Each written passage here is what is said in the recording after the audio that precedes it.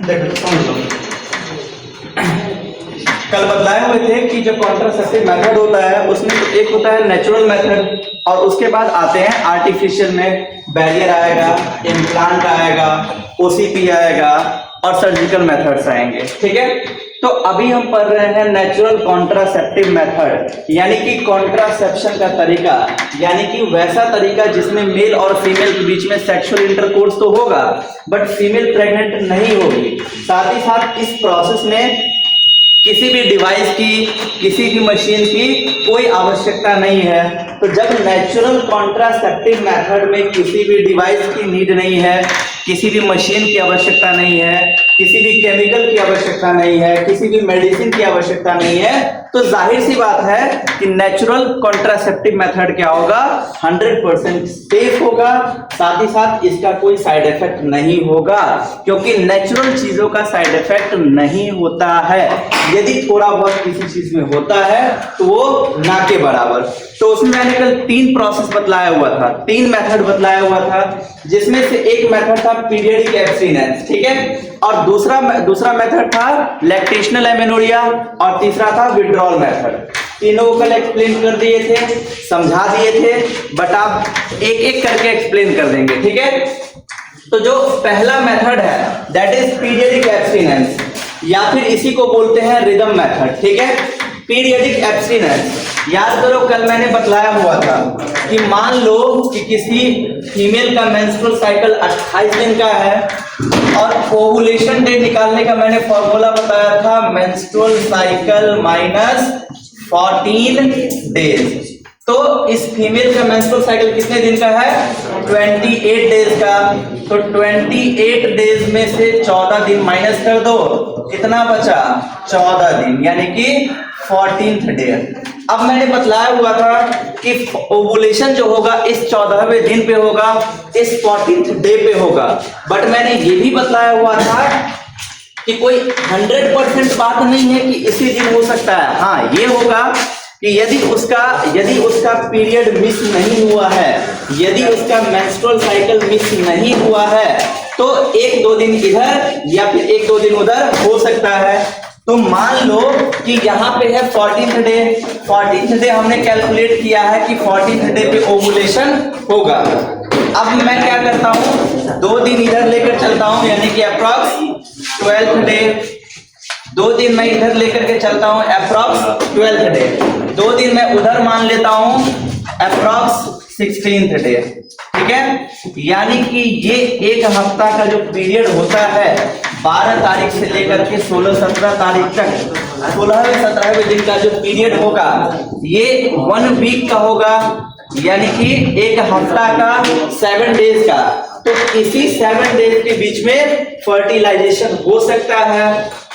इससे पहले या फिर इससे बाद में फर्टिलाइजेशन का कोई चांस नहीं है, बिकॉज जब इससे पहले ओवुलेशन हुआ ही नहीं रहेगा तो फर्टिलाइजेशन कहां से होगा, और इसके बाद जब ओवुलेशन पहले ही हो चुका रहेगा तो उस टाइम ओवम वहां पे होगा ही नहीं, तो फर्टिलाइजेशन नहीं होगा। यानी कि यदि कोई कपल ऐसा करते हैं कि 12th डे से लेकर के 16th डे, यानी कि जैसे मान लो किसी का 30 दिन का मेंस्ट्रुअल साइकिल है, किसी का 30 दिन का मेंस्ट्रुअल साइकिल है, तो उसका ओवुलेशन डे होगा 16th डे पे।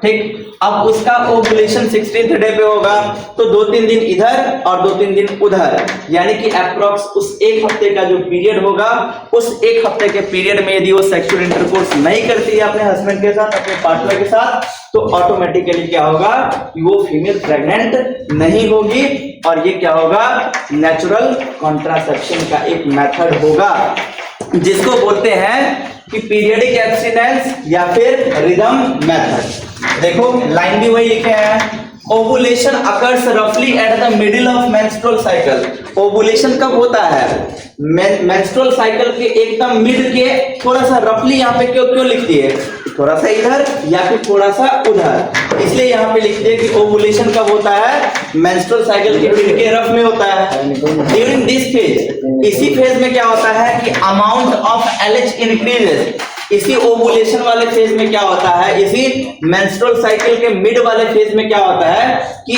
LH का अमाउंट इंक्रीज होता है। अब LH का अमाउंट जो इंक्रीज हो रहा है, इसके कारण क्या होता है, जो LH का अमाउंट जो इंक्रीज होता है, पीक पे पहुंचता है, इसको बोलते हैं LH सर्ज। और इसी LH सर्ज के कारण होता है ओवुलेशन, जिसमें कि ओवम क्या होता है, ओवरी से बाहर आता है, और जो कि क्या करता है, cause ovulation. Point number 2, fertility period is when fertilization can occur up to 24 hours after ovulation. यानी कि फर्टिलाइजेशन कब तक हो सकता है, ओवुलेशन हो जाएगा उसके 24 घंटे तक फर्टिलाइजेशन हो सकता है, तो वो पीरियड क्या कहलाएगा, fertile period. Avoiding sex during the fertility period is naturally prevent conception। यानी कि इस पीरियड में, इस फर्टिलिटी पीरियड में यदि कोई सेक्स को अवॉइड कर रहा है तो वो ऑटोमेटिकली क्या होगा, वो एक नेचुरली वो क्या करेगा, प्रेगनेंसी को प्रिवेंट करेगा, नेचुरली वो प्रेगनेंसी नहीं होने देगा, उसमें किसी भी मेडिसिन या फिर किसी भी चीज की आवश्यकता नहीं होगी। That is the first process of periodic abstinence. आप नोट करो।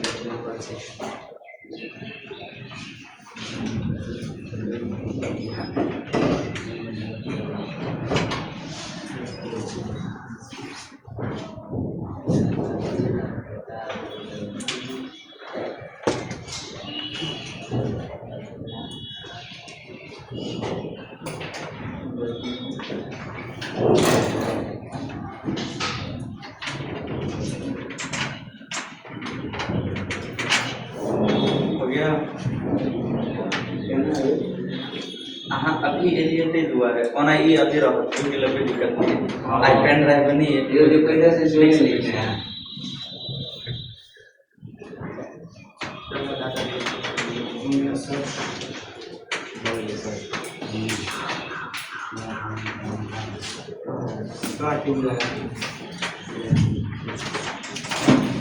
ज्यादा छूट गया तो एक दो लाइन छोड़ दो, ठीक है, इसी में रहेगा, पेन ड्राइव में नहीं रहेगा, आराम से लिखो।